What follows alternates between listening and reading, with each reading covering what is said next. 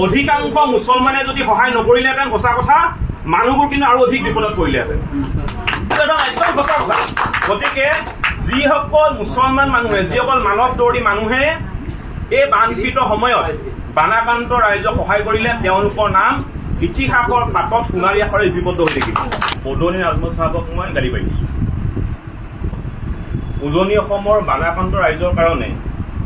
উজনি নাজমুল চাহাবে যিখিনি ত্যাগ কৰিলে সঁচা কথা ক'বলৈ গ'লে মোৰ অন্তৰ জয় কৰিছে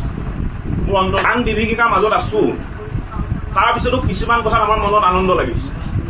কাৰণ শিৱসাগৰখন এতিয়া সম্প্ৰীতিৰ মিলনভূমিত পৰিণত হৈছে হিন্দুৱে মছজিদ চাফা কৰিছে মুছলমানে নামঘৰ চাফা কৰিছে তাতকৈ আমাৰ জীৱনৰ কাৰণে বিশেষকৈ মোৰ জীৱনৰ কাৰণে আমাৰ জীৱনৰ কাৰণে তেনে দৃশ্য আমি দেখা পোৱাই নাছিলোঁ পাইছিলোঁ জানো তাতকৈ ভাল কিন্তু হ'বলগীয়া একো বিষয় হ'বই নোৱাৰে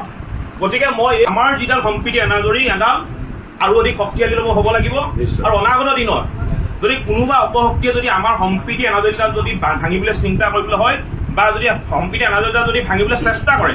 জাতীয় সংগ্ৰামী অসমে আমি সৰ্বোচ্চ প্ৰকাৰে যিমান শক্তি প্ৰয়োগ কৰিব লাগে সৰ্বোচ্চ প্ৰকাৰে সেই শক্তি প্ৰয়োগ কৰি আমি এই শক্তি বিধান মাতিম